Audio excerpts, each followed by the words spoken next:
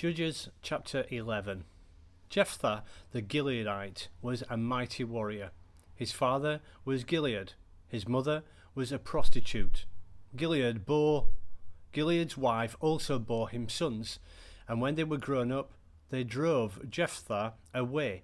"You are not going to get an inheritance in our family," they said, "because you are the son of another woman." So Jephthah fled from his brothers and settled in the land of Tob, where a group of adventurers gathered around him and followed him.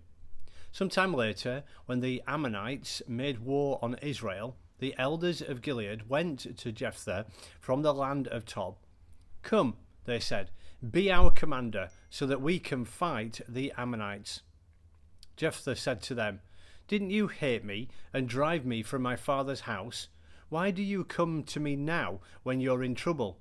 The elders of Gilead said to him, "Nevertheless, we are turning to you now. Come with us to fight the Ammonites, and you will be our head over all who live in Gilead."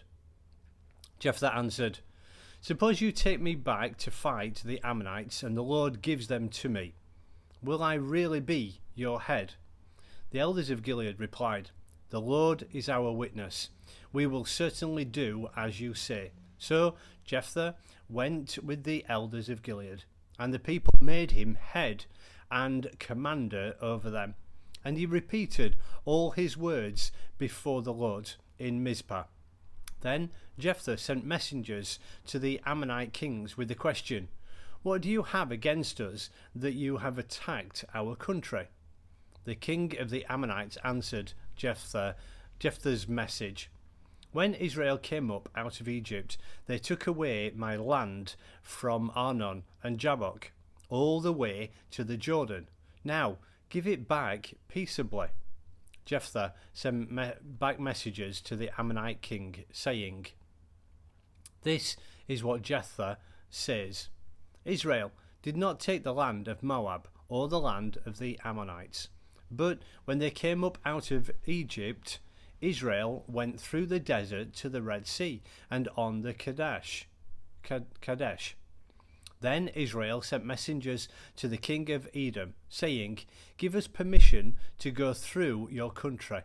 But the king of Edom would not listen. So they also sent king of Moab, and he refused. So Israel stayed in Kadesh.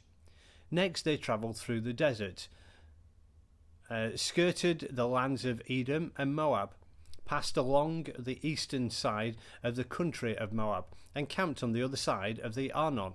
They did not enter the territory of Moab, for the Arnon was its border. Then Israel sent messengers to Sihon, king of the Amorites, who ruled in Heshbon, and said to him, 'Let us pass through your country to our own place, Sihon.' However, did not trust Israel to pass through its territory. He mustered all his men and encamped at Jahaz and fought with Israel. Then the Lord, the God of Israel, gave Sihon and all his men into Israel's hands, and they defeated them. Israel took over the land of the Amorites, who lived in that country, capturing all of it, from the Arnon to the Jabbok, and from the desert to the Jordan. Now, since the Lord, the God of Israel, has driven the Amorites out before his people Israel, what right have you to take it over? Will you not take what your God Chemosh gives you?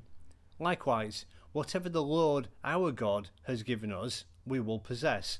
And are you better than Balak, son of Zippor, king of Moab? Did he ever quarrel with Israel or fight with them? For 300 years Israel occupied Heshbon, Aroer, and surrounding settlements and all the towns along the Arnon. Why didn't you retake that during that time? I have not wronged you, but you are doing me wrong by waging war against me. Let the Lord, the judge, decide the dispute this day between the Israelites and the Ammonites." The king of Ammon, however, paid no attention to the message Jephthah sent him. Then the Spirit of the Lord came upon Jephthah. He crossed Gilead and Manasseh, passed through Mizpah of Gilead, and from there he advanced against the Ammonites. And Jephthah made a vow to the Lord: if you give the Ammonites into my hands, whatever comes out of the door of my house to meet me when I return in triumph from the Ammonites will be the Lord's, and I will sacrifice it as a burnt offering. Then Jephthah went over to fight the Ammonites, and the Lord gave them into his hands. He devastated 20 towns from Aroer to the vicinity of Minnith, as far as Abel Keramim. Thus Israel subdued Ammon. When Jephthah returned to his home at Mizpah, who should come out to meet him but his daughter, dancing to the sound of the tambourines?